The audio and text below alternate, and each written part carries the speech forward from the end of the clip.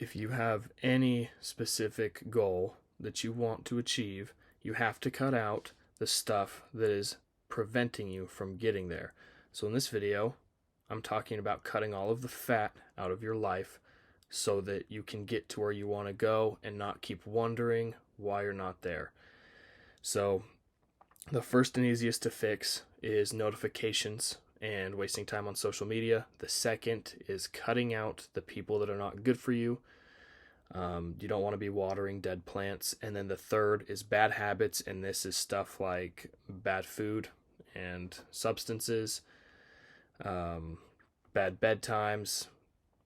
Maybe you don't go to the gym. Anything that is negative for your health, cut that out. And then porn usage, fapping is a big problem, and I could make an entire different video about that, but I'm not going to in this video. And then anything that is specifically, anything time related, time management that is not specifically getting you closer towards your goal, and I'll kind of break each of those down as we go. The first one though is to cut out the bad social media. Get rid of all of your notifications that aren't specific to that goal. So for example, let's say you're using a fitness app and your main goal is to just get in shape. Okay, great. You don't need your Instagram notifications, your Snapchat. I don't even know why you have Snapchat. Mega time waster, stupid. And you don't need to see all these things. The only notifications I have, and even since I was 17 years old, 0 notifications. And then when I started investing in crypto, I had crypto notifications on. So like, if for me, my personal example, what's important to me is money, family, health, and this, YouTube. So my notifications are money related, banks, crypto. Okay, great. Fitness apps, if I have them. Right now I'm using Trainer Eyes. I've got a coach. It's really good. I get notifications from that. I get notifications from YouTube, and you get the idea. You're just you're getting rid of all of these things that as you're going about your day, you're not getting a constant little, like, imagine a woodpecker just pecking on your head all the time. That's what these notifications are. If you're trying to do anything and there's a woodpecker pecking at your head, it's going to be pretty hard to focus and stay focused and maintain your attention on what you're trying to laser focus in on to get it done, so that over the course of time you've laser focused enough that you've compounded your life and those actions into the goal that you're trying to get to. So that one's a no-brainer for me. Really high ROI in my opinion, because your investment is you go into your settings and you just tap no notifications on everything, and then boom. Like, I never get on my phone unless I actually have a second to get on my phone. I don't know anything that's going on outside of what I'm focusing on. And even people like Eamon Gadji, if you guys know who that is, he said like one of the first and best things he ever did was turn on airplane mode. Just turned on airplane mode, worked on his computer that didn't have any kind of connections to anything that would be distracting to him besides his work. Sat with one window, and Alex Hormozy sits in a closet with 0 windows to work. These guys are massively successful at what they've chosen to be successful at. And if your goal is outside of working on your computer, well, this is cutting out, I look over here because my phone's over here. Cut out those notifications so you're not constantly being bombarded with crap that actually you don't really care about. You don't really care that Jessica posted a selfie. You don't really care that Brad and all his frat bros went out and drank beer this weekend, whatever. You don't care. So don't get notifications about any of it. And in fact, my personal opinion is, unless you're using social media as a business or for some kind of greater good purpose, let's say you're a humanitarian group or something, it's okay to have it and keep in touch with friends, but not at the expense of what you want in life. Because at the end of your life, you may not even realize, okay, well, I wasted my whole life just doing this, staring at my phone. I didn't get anything I wanted, or little that I wanted, and I spent a lot of time on the phone. So makes it easier, way easier. If you've read Atomic Habits, this is one of the strategies he implements. Just get rid of the temptation, right? Boom. Okay, second one is the bad people for you. Cut out these people. Cut out the fat. These people, maybe literally, but metaphorically, they're fat on your life body. They're doing nothing good for you. I have a video. I'll link it at the end of this one. It talks about the people in your life and how they influence you and how to tell if they're good for you or bad for you. I'd recommend watching it so that way you can kind of understand what to look for when you're trying to decide who is going to stay in your life and who is going to get less time or no time in your life. I'll just link that. We can skip over that one. Just make sure they're giving, not taking, or at least there's mutual giving and taking. A lot of people nowadays just take. Make sure they give at least as well. Make sure that you're not spending excessive amounts of time with that person to where the quality part of the time kind of leaves and you're eating into time that could be spent furthering and bettering your life. And that's what I'll say there. I highly recommend watching that video. Okay, the third is going to be all your bad habits. So specifically bad food, alcohol, and drugs, substances. If your health is not dialed, not optimal, not even like on the 80-20 rule, the 80%, or you're not even doing the 20% of things that will get you the 80% of results, like sleeping. Honestly, I would shoot for 9 hours, but at least 7, preferably 8, best 9. You're not hitting the gym, you're not eating your proteins, healthy fats, healthy carbs like rice, potatoes. Those are the 20% that really make the 80% difference. So if your health isn't good or getting better, it just makes a huge difference. And if you're someone that's already into that, and if you're someone that's not, prove me wrong. Go and actually dial in your health and come back and tell me, wow, did the other areas of my life actually get better too? Am I doing better dating? Am I doing better mentally? Am I doing better emotionally? Am I doing better like in terms of respect from peers? Dial the health. So that covered, I just barely covered food, bedtimes, porn usage, obviously. I will start making more videos about this, but in regards to masculinity and being what I believe to be a good man, as well as general brain health, nobody nowadays, except like if you get deep into like self-improvement stuff, no one talks about how bad that stuff is for your brain, and if you're religious, for your spirit, your soul. And maybe I will make a video in the future. For now, take my word for it or don't, cut it out. Honestly, just try. I probably should end up making a video now that I've talked about it, but I saw a massive difference in my life ever since a few years ago when I stopped all of that. And it's real.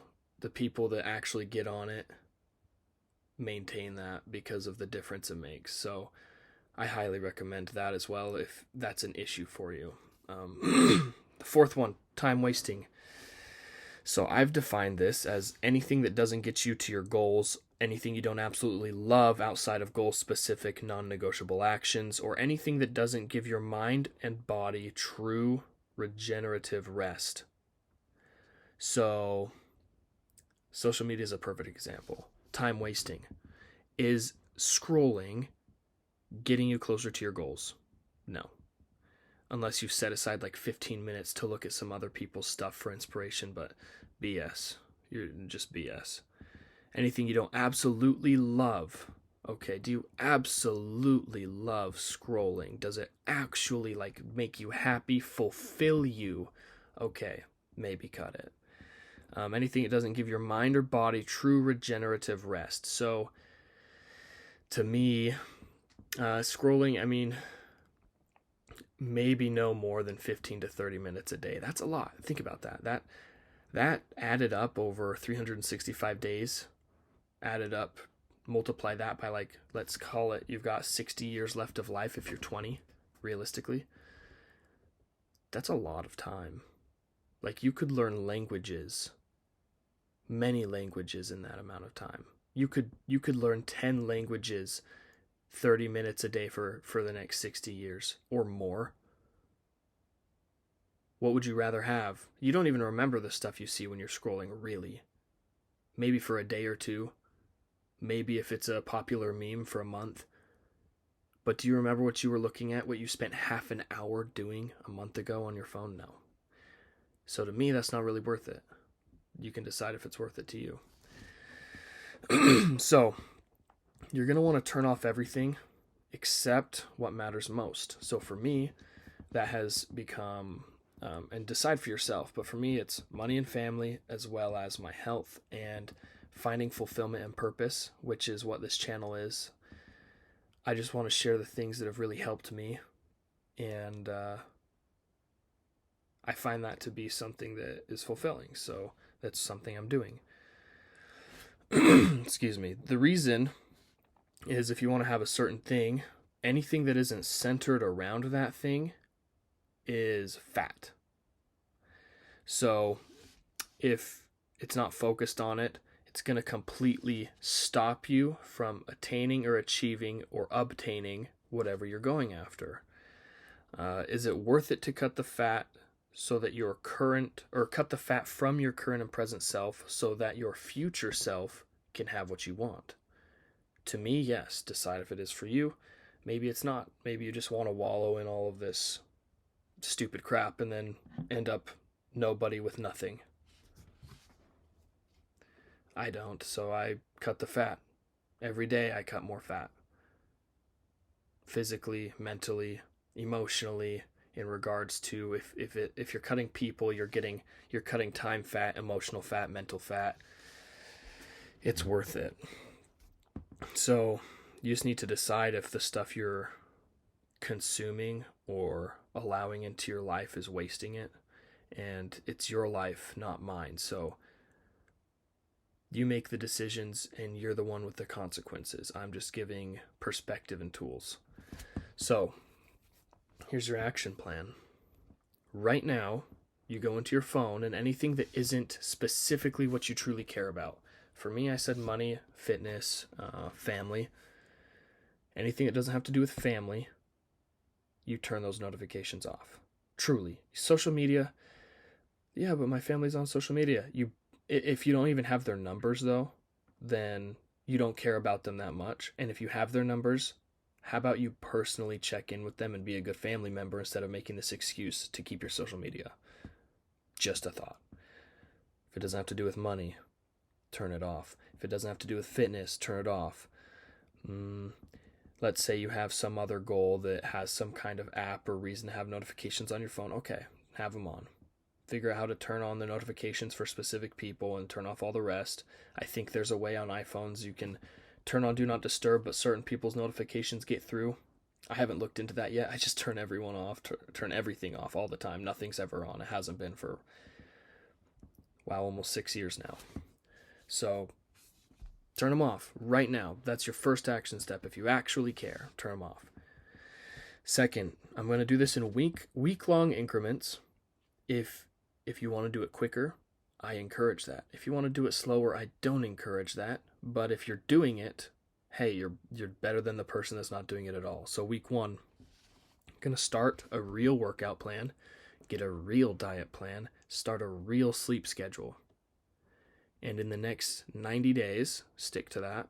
And if you've truly stuck to it, come and you don't have better results in your health and every other area of your life, come back to me and comment. The thing is, you will. And if I get a comment that you don't, you're bullshitting me. And you didn't do it. Not the way you should have, at least. So we're dialing in health first because that's the most important thing, really. You could have all the family in the world, all the money in the world, and if you cannot enjoy them, you almost might as well not have them. So I mean, I would like to be able to play with my grandkids, maybe my great grandkids, which means my health needs to be dialed in. I want to enjoy my money. Health got to be dialed. I want to feel better for every year that I have of this life. Okay, health's got to be dialed. It's the most important thing. So we're starting there.